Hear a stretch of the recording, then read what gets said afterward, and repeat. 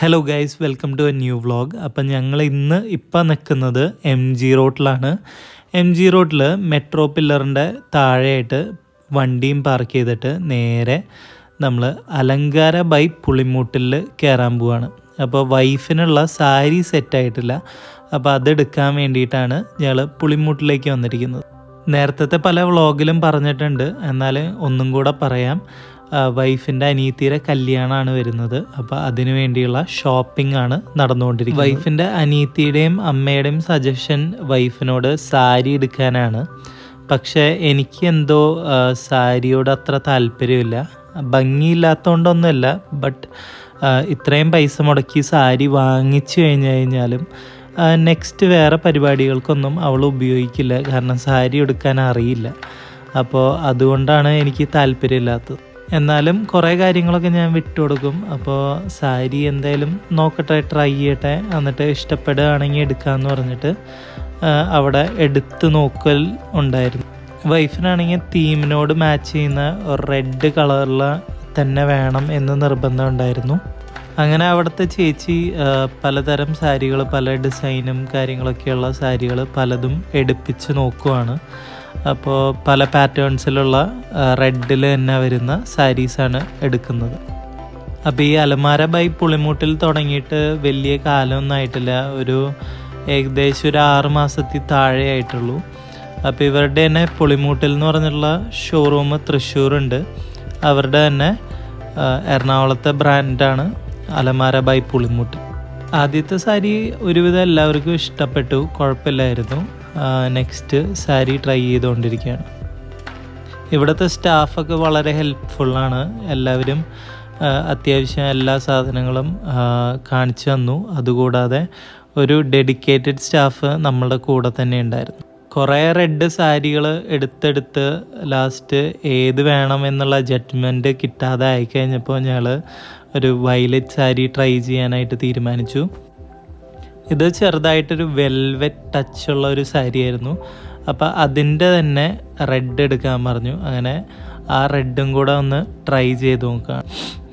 സാരിയിൽ തന്നെ വൈഫിന് ഒതുങ്ങി കിടക്കുന്ന സാരി വേണം എന്ന് പറഞ്ഞ്, ഭയങ്കര പഫൊന്നും ഇല്ലാത്ത സാരി വേണമെന്ന് പറഞ്ഞിട്ടാണ് ഈ ഒരു മോഡൽ ട്രൈ ചെയ്ത് നോക്കിയത്. പക്ഷേ ഇത് ഞങ്ങൾക്ക് ആർക്കും സാരി എടുത്തൊടുത്ത് സമയം പോയത് അറിഞ്ഞില്ല. ഏകദേശം 3:30 മണിയായി. അപ്പോൾ ഞങ്ങൾ അവിടെ നിന്ന് തന്നെ അടുത്ത് തന്നെയുള്ള ഒരു റെസ്റ്റോറൻറ്റിലാണ് കയറുന്നത്.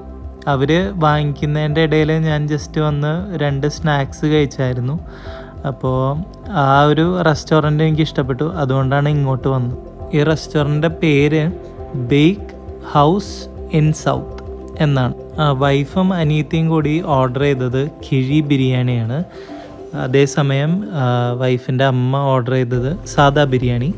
പിന്നെ എനിക്ക് അറേബ്യൻ ഡിഷസാണ് കുറച്ചുകൂടെ താല്പര്യം, അതുകൊണ്ട് തന്നെ ഞാൻ ഓർഡർ ചെയ്തത് പെരി പെരി അൽഫാമാണ്. കിഴി ബിരിയാണി കഴിച്ചു നോക്കിയിട്ടും മറ്റേ ഓർഡിനറി ബിരിയാണി കഴിച്ചു നോക്കിയിട്ടും രണ്ടും ഏകദേശം സെയിം തന്നെയായിരുന്നു. കിഴി പൊതിഞ്ഞുണ്ട് എന്നുള്ള ആ ഒരു ഡിഫറൻസ് മാത്രമേ ഉണ്ടായുള്ളൂ.